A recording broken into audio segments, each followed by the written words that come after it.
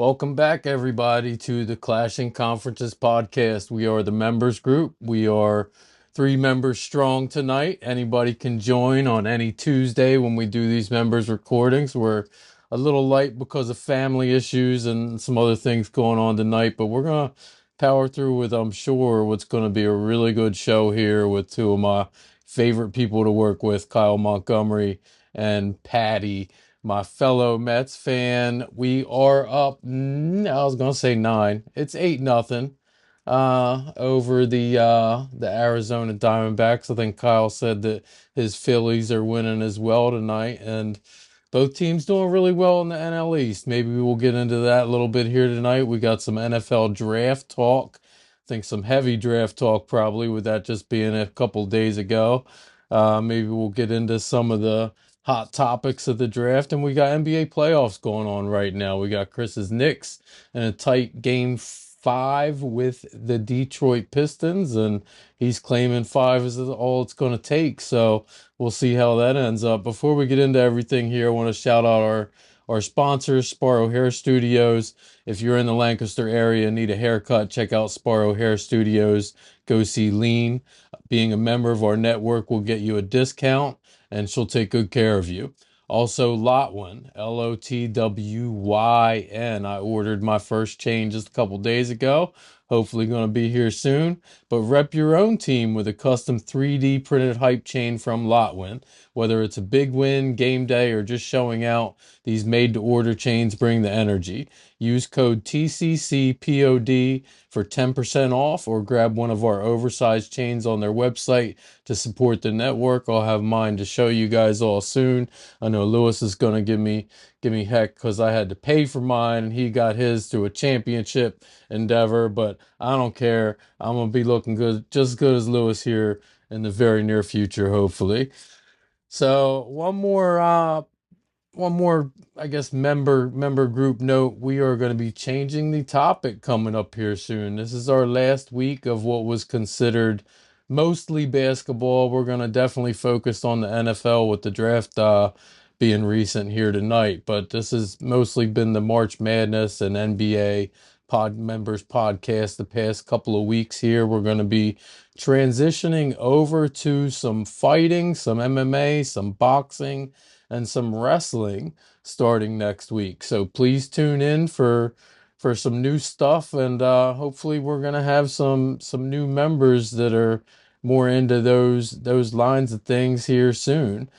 Patty, tell me, what happened in the wrestling world this week? Anything? Is there still stuff every week, or is it just WrestleMania and then you take a couple weeks off? How does this whole thing work? Well, the big news was first off, sorry if my voice is a little raspy. Shout out to the our school baseball team. We won a big game yesterday, and I was yelling and screaming and teaching, so that's why my voice is a little raspy. But the big news this week, Mike, was actually outside of the ring. This was Raw's first time on Netflix, so Netflix is now going to be the vehicle driving Raw every week. So if you have a Netflix subscription, which I know you do because you watch Emily and Paris, I know you do, Mike. I know that's your show. I I know don't know that's your what that lady is. jam. I know that's your lady jam, baby. I'm But sorry.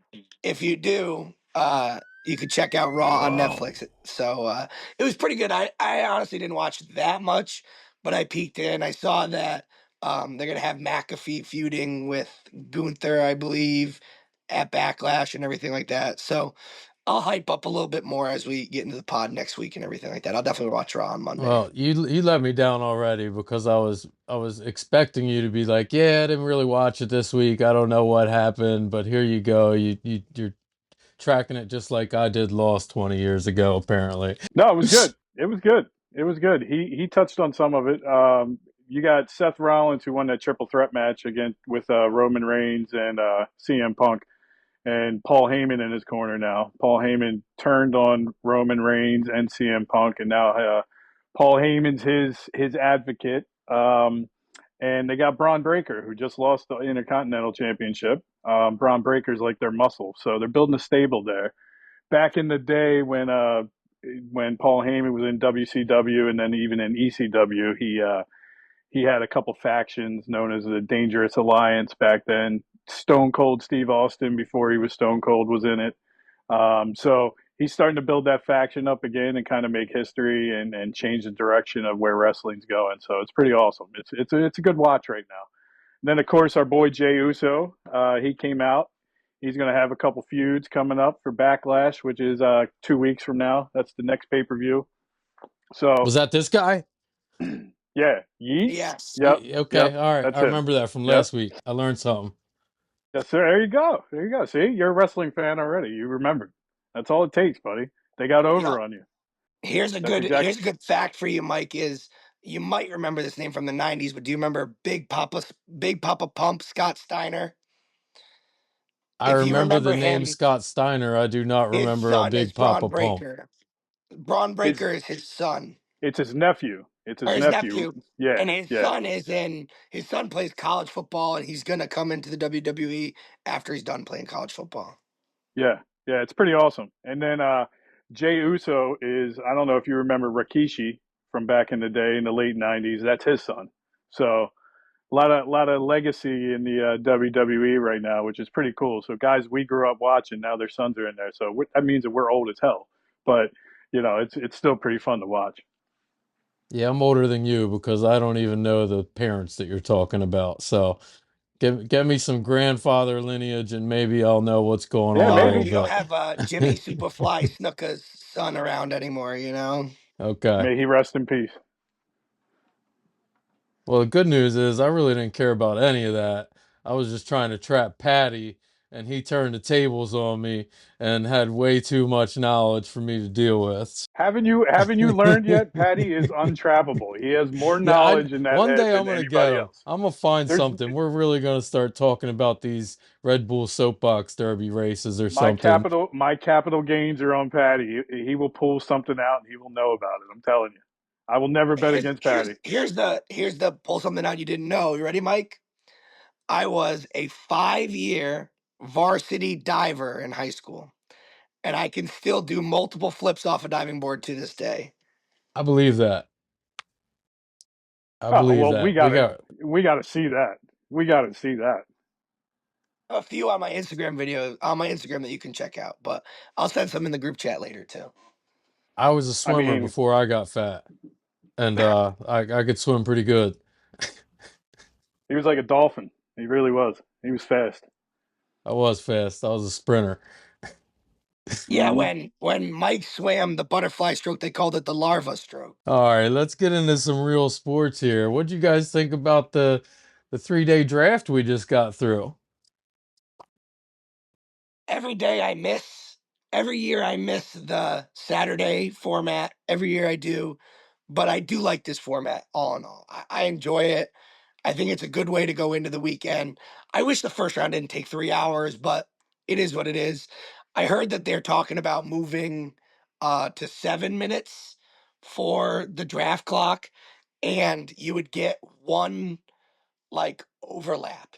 So like you could choose what round you want to use it, and you could get an extra 3 minutes one time in the draft, which I thought was a cool idea.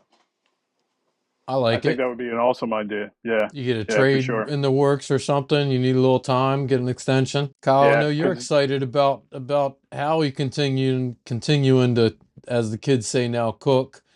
What I mean, how can you not love what Howie Roseman does in the draft? I mean, it's a work of it's skill at this point, and it's just something that nobody else can do. I just don't understand it.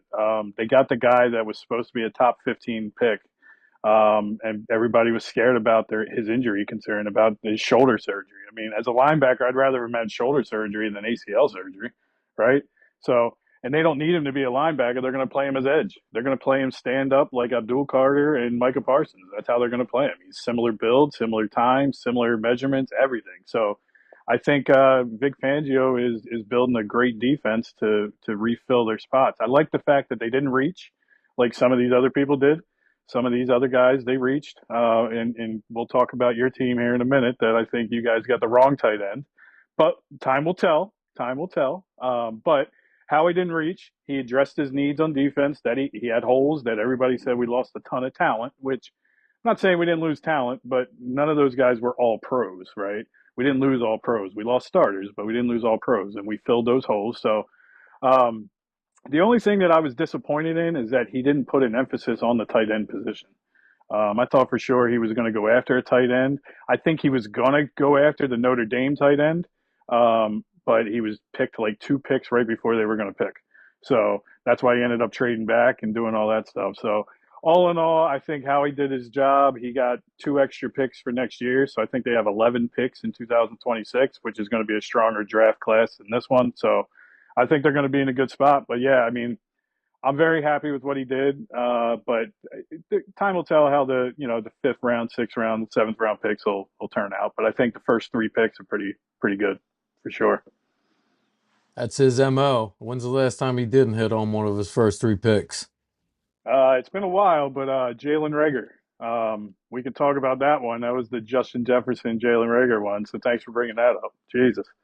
Also with the Um, Eagles, like I hate to say it, but they're one of the few teams in the league where even if Jihad misses, like they're already loaded at edge where they're gonna be okay. Like I don't ever want to say that about a first round pick, but even if he's a miss, they're still loaded there, which is yeah, crazy.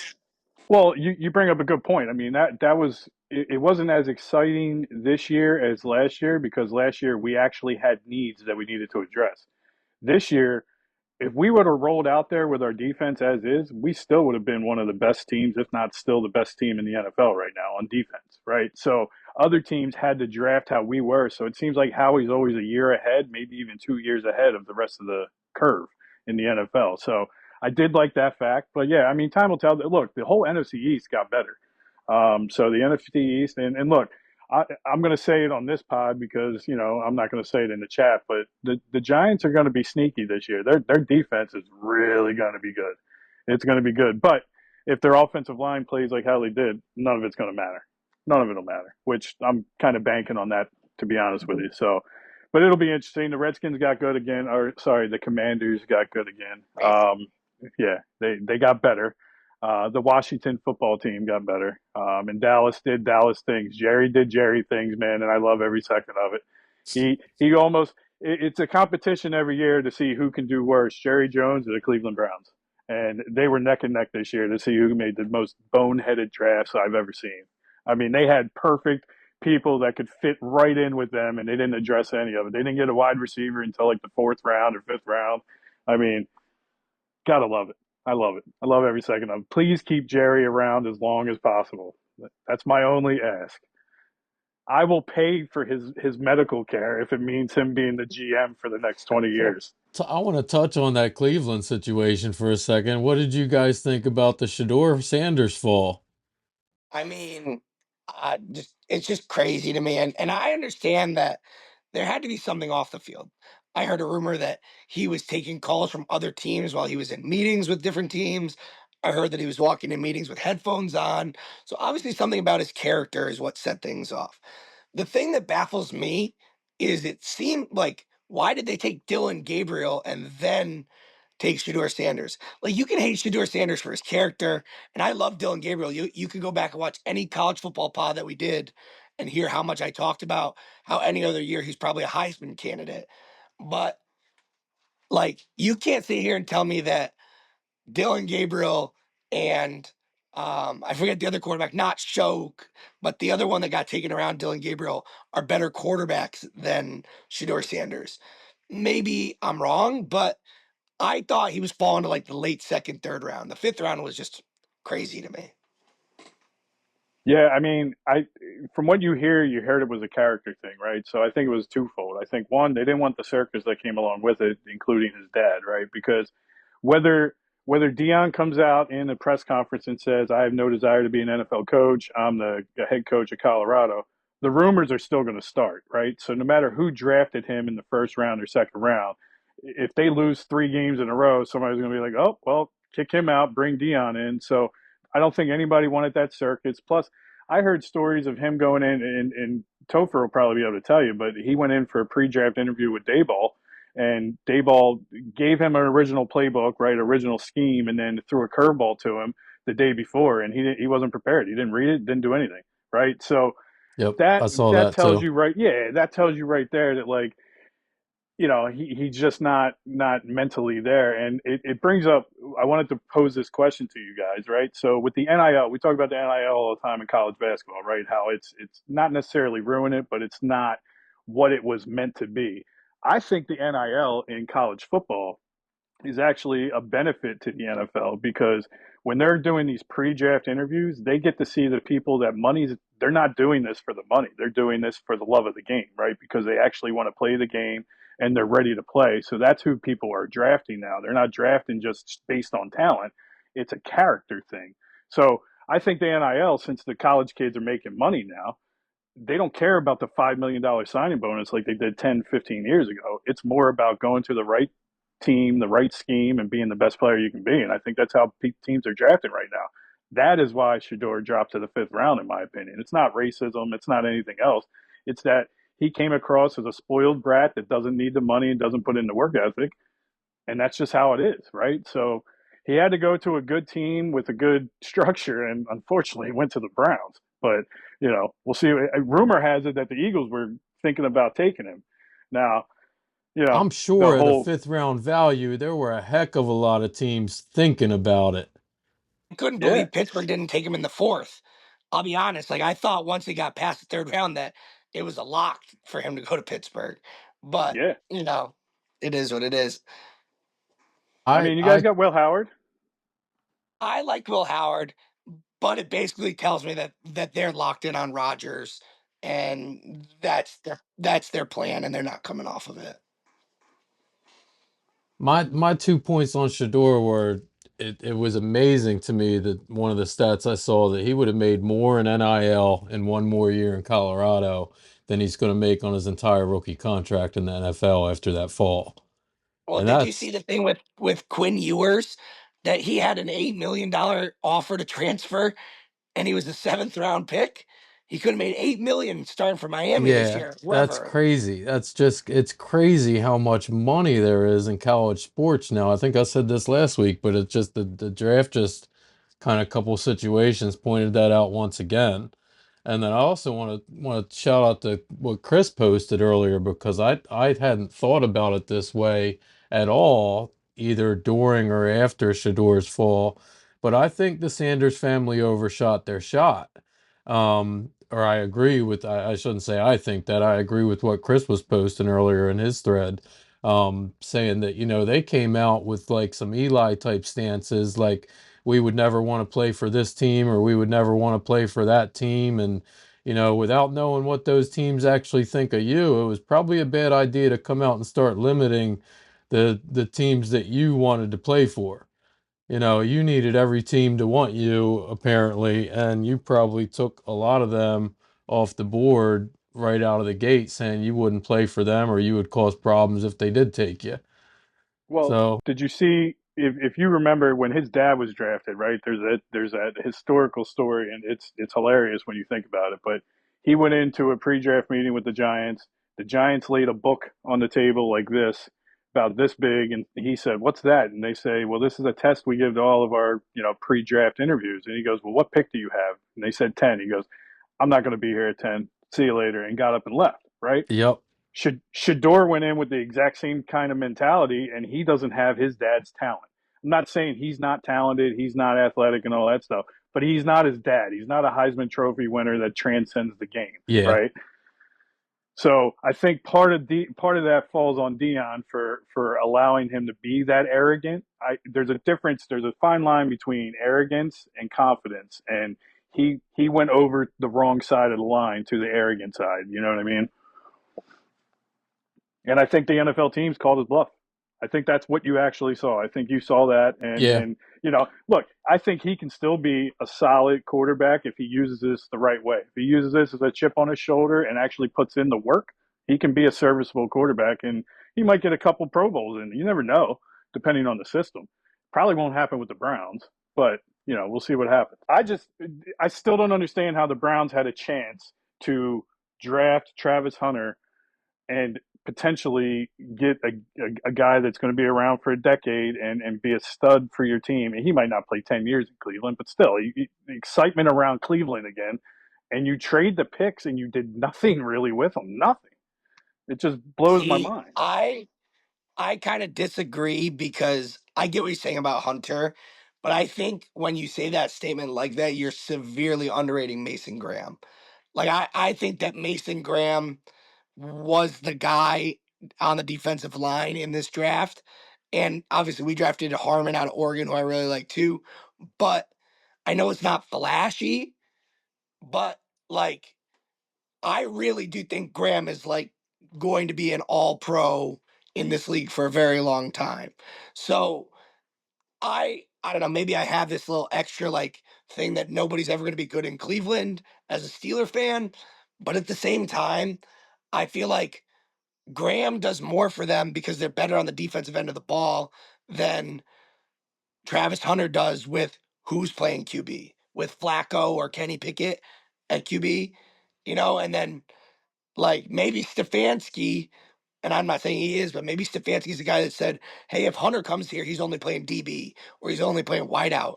And his thing was he wanted to play both sides. Maybe Cleveland said, you're not doing that here. And that was part of the deal of trading out. That's a valid point. That is a valid point, and that's probably to your point what happened. And I don't want to make it seem like I was discrediting Graham. I think Graham's a hell of a player, and I think he would have been a stud no matter where he goes. And that defense is going to be solid. You know what I mean? When you have him on there, and then you got who on the outside rushing the quarterback still, that defense is going to be, because that's what carried them last year. I just would have seen, if they did tell him he was only going to play defensive back and not wide receiver, that makes more sense. But if they were going to let him play wide receiver and they still didn't Yeah. draft him, I mean, you need weapons, right? You need help on offense. Your defense was solid, so it You know just what seemed like a organization? Oh, my fault. I was about to say, you know what organization I don't understand? Why is Atlanta trading their 2026 first to move up 2 spots in this year's draft? Like, I don't get that, like, at all. yeah. I don't, especially when next year's draft is going to be a lot better of a draft than that first round pick. We all know with the first round picks you get that 5th-year option. So why would you trade that away? It makes no sense for a team that's right on the cusp of being in a playoff contention, right? They need that pick. So I didn't understand that either. There was a lot of Eagles fans questioning why the Eagles traded with the Chiefs 1 pick if they knew the Chiefs weren't going to take that linebacker. And it's like, guys, you don't understand. The Chiefs' phone is probably blowing up because they see this guy still on the board and other people want to jump up there. So the Eagles did what they had to do to get there. So I think there's a lot of times where we don't see what goes on behind the scenes in the war rooms, that I wish they did a lot of the NFL films on draft day where like you can see that stuff after the fact, because it would probably answer a lot of these questions that we have. You know what I mean? Like, oh, well, that makes sense. Like when we brought up when the Eagles drafted Jalen Rager over Justin Jefferson, and they showed the war room for the The Vikings, how Vikings they were war room. That was like, yeah. laughing and clapping and like, oh my God, I can't believe they just did that. As Eagles fans, we're like, yeah, neither can we. We're like, we want to be in your war room right now. So that was one of Howie's few misses, and I think he still regrets it. But all in all, I think it was a fun draft, and it did go kind of chalk for the first 10 to 15 picks. It was pretty. There wasn't a lot of surprises. I loved the amount of trades after we got into it. I mean, there were no trades going in. And then you had the big surprise trade that Kyle referenced there right at the top of the draft that nobody predicted, nobody was expecting. And then it just seemed like, I mean, the Bears, every single one of the picks we took in the draft, other than their first round pick, was originally somebody else's pick. We traded all of our picks. Our GM was just trading all day for 3 days straight. That's all he did. And I loved a lot of the values that he got. I loved a lot of the values that a lot of people got. I mean, I won't pretend to know a lot about Graham. You guys were talking about that trade, but I will say that I think it was a steal for them to get a first round pick out of the Jags for next year, because the Jags are no juggernaut. They could have a top pick next year again, and it could be almost like the Bears fleecing the Panthers. You end up with the number one pick the following year, or even a top 3 or 5 pick the following year, and the value on that trade changes significantly at that point. Would So love to see. I would love to have been a fly on the wall into what was going through Ben Johnson's head. I don't mean in a bad way. I mean like he was foaming at the mouth to get Loveland, and then he was foaming at the mouth to get Luther Burden. I Like think you're right. I would have loved to just have a chalk talk with him in that moment because he drafted Luther Burden. He's like, okay, we're gonna do this, this, and this, put in Loveland and Komet in this package and that package. Like he's a mad scientist. He is a Hmm. mad scientist. I just felt like the Bears could have traded back and gotten Loveland and picked up another asset. Maybe, but I also feel like where they were trading back to would have depended because the Chargers would have been all in on a tight end if either one of them was there at 21 or 20. So And that you would would have have been had to fine for trade. me because I would have then taken Hampton. Yeah, yeah. I'm happy about him. So I told you though, Loveland was he's a hardball guy from Michigan, so he wasn't going past the Chargers. The Chargers were going to be all over that. But yeah, I mean, Yeah. Mike, how do you feel about Loveland over Tyler Warren? You think? I mean, to Patty's point, Ben Johnson's a mad scientist back there in the offense, so he probably already knows how he's going to use him. But maybe it seems like how Ben Johnson is going to use Loveland is exactly how Penn State used Tyler Warren at Penn State, though. Like they're going to line him up in Yeah. multiple packages and use him in different ways. So, how do you feel as a Bears fan? Do you think they made the right call? I don't know. I didn't watch a lot of Penn State or really, I don't watch a whole lot of college football at all. I'm an NFL guy, significantly more than college. So I won't pretend to know a lot about these guys, but I do know that, I pay a lot of attention to the draft. I pay a lot of attention to pre-draft and where people get ranked. And I don't know anybody that had Loveland ahead, ranked higher as the number one tight end. So yeah, I mean, if Ben Johnson thinks that, and it's not like they were that far apart. We're talking about 5 or 10 picks difference in most mocks and most rankings. So if Ben Johnson thinks that that's the best guy for our fit and his coaching, I'm fine with it. I also think two things for me on the order that it happened. One, I heard a lot of comparisons of Loveland to Laporta. That was the big thing pre-draft was Loveland is I Laporta. did. He plays like Laporta. He's a Laporta type guy. So I think that had a lot to do with it. And two, I'm not saying this is right, but you draft a guy like Tyler Warren, he is going to warrant targets and demand targets away from DJ Moore and Adunze and now Burden. Whereas Loveland to me isn't necessarily a guy you're forcing the ball to, but he can command targets in an offense. Whereas Warren is a guy you are scheming the ball to 10 to 15 times a game in X amount of capacity. So we'll see. I think they liked that he fit into their scheme a little bit better. I think they were worried that Warren, you know, I don't think this, but I think some people were worried he's not a great physical blocker. But I think I don't think either of them are going to miss, but only time will tell.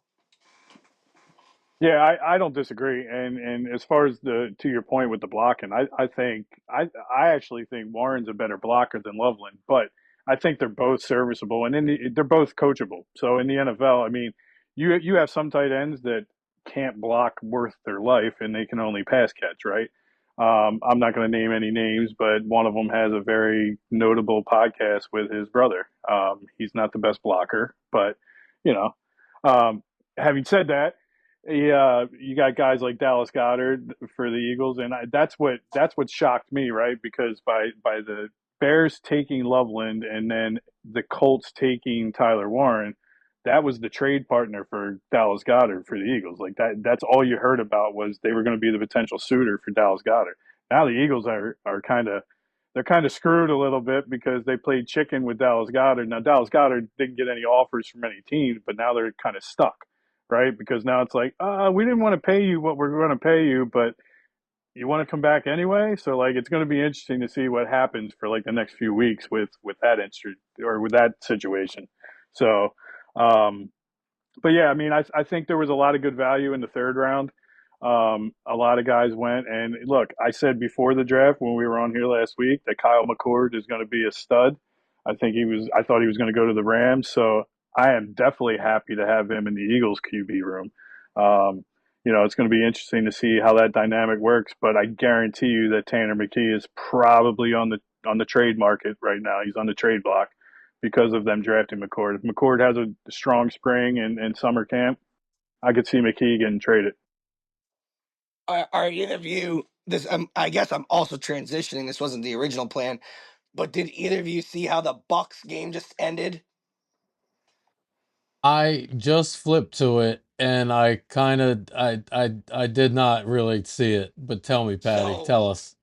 Milwaukee was up one with like 10 seconds left, and Indiana's trying to foul them, and they passed the ball, and somebody on Milwaukee dropped it and went out of bounds, and Halliburton made a game-winning layup with 1 second left in overtime to pack them home. Wow, wow. We're sorry, I Tony mean, P. yeah, sorry, Tony, but we knew that they weren't going to go much further anyway with Dame I'm being not out. sorry. Your team is garbage. What rhymes with Bucks? Sucks, baby. Oh, what else do we got here in the NBA playoffs? We got New York one up 1 point at halftime over the Pistons. Chris isn't here, but I'll say that he thinks Jalen Brunson has got his cape on and is capable of going all the way to lose to the Celtics. And we got the Celtics just starting a game with Orlando. What do you guys think about the NBA tonight? I mean, Boston's got to close it out. They need Drew Holiday to get healthy before this next series. Like, I don't take the Knicks for granted at all. The only thing I'll say on the Knicks is that they don't play. Brunson and Towns are not good defenders, and Boston will take advantage of that. But I give the Knicks credit for two of these wins in Detroit. Like, there's a very real chance they probably should have been down 2 or 3 to 1, but you can't say that when they didn't do it. So I give the Knicks a lot of credit for how they've played, in the last couple games, responding to that home loss. Yeah, I mean, I Knicks said get it no in the credit chats from before. me. They cheated I was last just game. Go ahead, Kyle. No, what I was going to say, I said it in the chat because we've been going back and forth with it. I hate the fact that the refs play such a huge role in the NBA this playoff season so far, and it's really any sport to be honest with you. But it seems like the NBA, it's just kind of showing its cards right now, where they're making calls that are questionable. And look, I understand how we wanted to have replay in for certain questionable calls, but it seems like when we're replaying a certain play, and then we can call like we're reviewing whether that play happened, but also while that play is being reviewed, I saw that you fouled somebody, so we're going to call a foul too. I don't think that should be how things work. Now, if that's the case, then they should do that in the NFL too. And think about that. We're reviewing whether this was a completed catch or not, but we also noticed that it was pass interference, so we're going to call the pass interference. Like, imagine how that would go over in the NFL. It would not go over well, right? So I think they need to look at that from a competition perspective because I don't like that at all. Um, but yeah, I mean, I look, nothing would make me happier than if the Pistons come back and beat the Knicks, but I would also be very happy if the Celtics whoop their you know what's in the next round anyway. So that would make for definitely a good podcast and good group chats for sure. I mean, the thing with for me is that I just want consistent officiating. And I felt that on Wednesday's game, or sorry, not Wednesday's, Sunday's game, that they were pretty consistent as far as the whistle goes. Like, I know it's not right. It was a foul at the end, but they were letting them play for most of the game. What I don't like to see is when they let them play for most of the game and then they call a ticky tack foul, in the last 2 minutes or whatever like that. Even with umpiring in baseball when I'm coaching or officiating football, like if you're going to be ticky tack and call holding all the time, you just call it the whole game and I can deal with it. Or if you're going to call a low and away strike a strike the whole game, I can deal with that. I don't like inconsistent officiating, and that's kind of where I'm at. Where I'm okay with how it happened. I just don't want to see as we would call Topher, a waffler as an officiate, like as an official. I don't care about officiating other than when it gives the Knicks a win that they shouldn't get. That was blatant. I, I listen. And again, that's to Patty's point. I feel like that's when the officials got to just remain consistent. I agree with you, Patty. If you're going to call, if you're that's where your strike zone is in the first inning, make it the same way in the ninth inning. right? Keep it that way the whole game, and then we can adapt and we can tell our team, look, this is what they're doing. They're calling ticky tack fouls. Play a little off the ball. Do whatever you have to do and make that coaching decision. But when you don't know what the ref's going to call, if he slaps your arm and he doesn't call it this time, but then he calls it the next play, like that's what makes it tough from an NBA perspective, from a player perspective, you know. Even from a fan Yeah. perspective, you're like, I don't even know what the hell I'm watching right now, you know. As I said last week, the Clippers Nuggets series is going to be the best series of the first round, and my ass still isn't staying up for any of the games. So it was nice to see them play during the day on Saturday or Sunday, whenever it was. Facts, facts. Again, I think we're all just watching the playoffs to see who OKC beats in the final, and honestly, if it's going to be if OKC and Cleveland keep beating people by 50, it's going to be a very interesting finals if those two make it. Now, granted, I don't see Cleveland beating Boston by 50, but Jesus, I couldn't believe that game yesterday. It looked like the Heat just kind of gave up. They quit on themselves. It was nuts. It Listen, was absolutely I nuts. respect the Heat. I'll always respect the Heat for Spolstra. I'll always respect them. But this is what happens when we let teams that are 12 games under 500 into the playoffs. Mm-hmm. Like, this Mm-hmm. is what happens. Like, when you have Yeah. Cleveland, who is the best team in the Eastern Conference, and they get to play a play in team who was, I don't think it was 12, but X amount of games under 500, who their only offensive player is Tyler Hero and Bam Adebayo, who's cool, but like, that's it. Like, that's sometimes what is wrong with the NBA is that so many teams get in, and now sometimes that creates spectacles. Like when we were in the bubble and the Phoenix Suns went to the championship game in the bubble, like that was awesome, good for them. Like, or they went to the Western Conference Finals. Sorry, they lost to the Lakers, but that doesn't happen very often in the NBA. You know, Who who was the two offensive guys on Miami you just said? Tyler Hero and Bam Adebayo. Shout out to Cody, UK alums. Just throwing it out there. Just throwing it out there. State of Kentucky report. Got to represent my brother. Well, I tell you what, none of those Loserville boys would be scoring against the Cleveland Cavaliers in the Eastern Conference playoffs. Sucks to suck, Loserville. The Cavs are just so deep. I mean, you got two people that you're talking about on the Heat, and the Cavs got like eight guys out there that they can Well, run you through also their got to remember that the rotation. Cavs traded for DeAndre Hunter at the deadline, who's like a starting Yeah. three on Yep. most teams in the league, and he's coming off the bench. Yeah, think Very about deep. that. Think about that.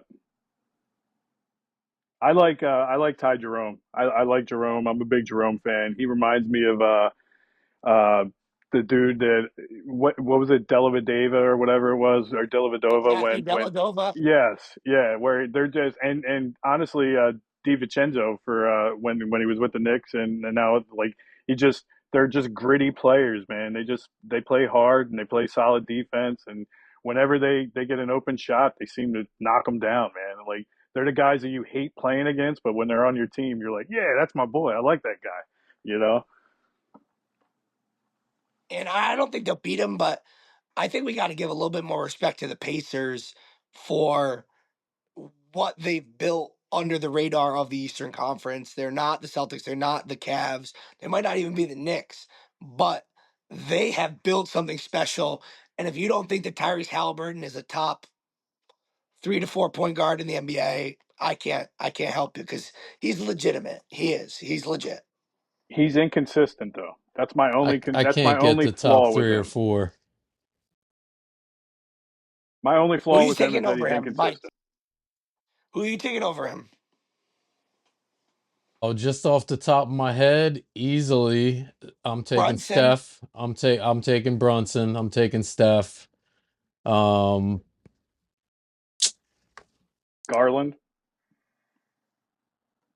I think you can make the argument for Garland, but I'll still take Halliburton. yeah, it's pretty close to me. I don't know, Patty. I'd have to look at a pretty good list here, I think, but I think That'd be I two can. of them. Maxi. Yee. I'll take Maxi over him. He's not really He's their not point really a guard point though. guard. He's really a two guard playing point Yeah. guard. I can Yeah. But agree with that. Give me my guy Lonzo, man. no, Can't stay on the court, but if we're just talking talent, give me Lonzo. Well, if we're just no. Yeah, talking talent, easy. that's the Topher would kill you for that one. That's the whole Joel Embiid thing. I mean, if you're talking talent, I but he think you can't stay can on the make. court. I think you could make a Cade argument over Lonzo. I would I take think you Cade can over make an You argument Lonzo. for easy, Yeah. Cade. yeah. I would take Cade's a beast, man. Cade's gonna be. There's no doubt he's gonna. If he's not already, he's gonna be a top 3 point guard in the NBA for a long time, I believe. Yeah, he's solid for sure. I mean, like What 3 or about 4 Jamal might be Murray? high, but You're I'm right. taking You're right, Halliburton. Patty. I mean, looking at just looking at a quick list of teams, there's not a whole lot better than him. I'll give it to you. I mean, you could put if you want to put Harden up there still, I'm fine with that too, like based Yeah, on stats. But you know, uh, I just think he goes a little bit too under the radar. Like there was a big uproar when he um made the USA Olympic team team. Yep. over Brunson. I think Brunson's a better player. I think Brunson's a better guard, but Halliburton is the best pure passer in the NBA that's not Chris Paul right now. And that to me was what they needed at that time. So I just think Halliburton is a little disrespected at times. I do agree They had with a you size on limit the for their heads. Olympic team. His head was too big, so Hey, when they won a medal, they wouldn't be able to fit it over his head. So they had to get the Velcro that would have wrapped around, and it cost too much money. Insert graphic at Karan Kapoor I right think we have there. entered the Brunson slander zone. Listen, I'm just trying to get ahead of it. That's all. Listen, Brunson's great. He's no Derek White, though. You know, Well, let's That's get no out. true. Derek We're White. running short on time here, but I want to get out of here on this. April championship, New York Mets. Any thoughts? Hey, man, pitching stays consistent. Soto's going to come around. Anyone that's talking crap about him is an idiot. The Agree. hitting's going to come around. Lindor is already hot. Lindor's already making a case that he could be an MVP favorite. I saw a stat today he's hitting 471 to lead off innings. So anytime he leads off an inning, he's hitting 471. In Steve Cohen and David Stearns, we trust. Hopefully, we're here in July, in April, or in September, October. I'm not saying anything crazy off of that, but let's keep being the best team in baseball right now and let's stay hot. I like the If sound of that. Lindor played Best team the in if baseball. if Lindor played the Phillies every single day, he'd be the best player to ever play the game of baseball. He's batting 800 against the Phillies. It's absolutely ridiculous. But baseball's a long season, right? I think my pep talk whipped the Phillies into somewhat of a shape. I don't know what that shape is yet, but we'll see. They took 2 out of 3 against the Cubs in Wrigley, so I'll take that over the weekend to get them back on track. They're beating the Nationals, so that's a good comeback home season or series. So, look, it's a long season. Anything can happen, as you just said, Patty. Come July, we'll see where these teams are. But I mean, look, the Phillies were in the exact same boat as the Mets were last year. First team to 20, first team to 30, first team to 40, best team in the majors, best record, and then we all know what happened, right? They got cold after that London series where they took 2 out of 3 against the Mets, but the Mets got hot and the Phillies didn't. So I don't know how that worked, but we'll see what happens. I'm happy with how Romano pitched. He actually pitched like a major league player, but I got to talk about my boy Roas that missed another fly ball yesterday. Right in front of him, missed another one. Dude's only playing because of his defense.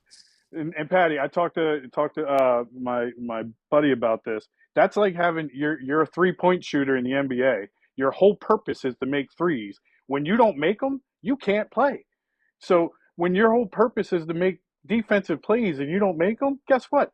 You don't play. That's as simple as that. So I don't know. I don't know, but I do like to see. Look, the NL East looks like it's going to be one of the stronger divisions. The NL West is always strong, so we'll see how the Dodgers, Padres, and it seems like the Giants are coming back down to reality right now. So Those two divisions are sick. It ought to be just playoffs with us versus them, 6 teams. Let's go. yeah, yeah, you're not wrong. Look, and when the Phillies played the Cubs, man, I know Patty, you and I touched on this before, but Pete Crow Armstrong, that dude is just so much fun to watch. He's such a young, talented player, 5 tool player, fast as all hell, man. He creates You know havoc he when was he's a on the bases. he was a Met draft pick, right? Yeah. Yeah, that's why I figured I'd throw it He out was there because I'm sure it stings a little bit that he plays Was for he the the Cubs right now. Robinson Javi Cano Baez. deal? Javi Oh, Baez. Javi by. Oh, all right. Okay. How'd The that work out? Robinson Cano deal was the Robinson Cano deal was Jared Kalanick, who just got cut by the Braves today. So, as my good friends at DX would say, suck it. Listen, where's Javi Baez for you right now? Who cares? Yeah, not Pete on our Crow team. Armstrong cares. I I mean, don't you care. guys listen. Pete, if you guys had Pete Crow Armstrong, you wouldn't have to pay Juan Soto $3 billion. No, I'm still fine with paying Juan Soto Do you $3 billion. want me to play you the world's smallest violin? I'm not crying about it. I could care less. I'm Come just on. saying Pete Crow Armstrong is a stud. He's one of the best young players in the He's game. great. I'd actually say Bobby Witt Jr. and Pete Crow Armstrong are probably both top five in the league right now. They're fun to watch. They're very exciting, and they're five-tool players. You know what I mean? It's We'll very see if PCA it's keeps cool it to up. see that. I always liked him, though. We'll see if he Yeah, keeps it up. I always liked him. I mean, I'm just under the impression you can't cry over spoiled milk. You're going to win some trades. You're going to lose some trades. If they never make that deal, the whole thing never happens where, Lindor and Baez get booed at home. And that kind of changed everybody's trajectory. Like, that's what led to Rojas being fired and them hiring Carlos Mendoza. So it's all down the line. It is what it is. And let's go Mets, baby. I forgot you I think guys had that's a a good row way to ass in get. New York. Yeah, I forgot There's about a that. row ass everywhere in baseball these Yeah. days. And with that, It's true. It's true. I mean that the Latin players have I don't know what it is.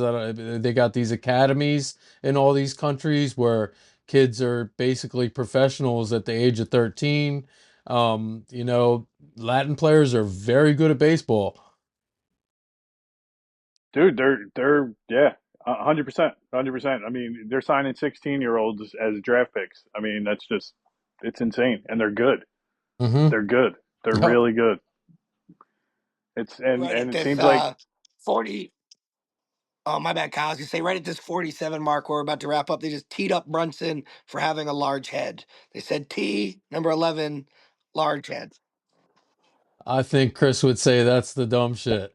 Let's get out of here for the night. Good show, guys. Appreciate you. We will be back next week, probably with a fuller crew and probably to talk about some things that aren't even sports. So I'm gonna get a couple weeks off and you guys enjoy yourselves on this ride going forward. yeet. Go Steelers, baby. Boom, boom, boom.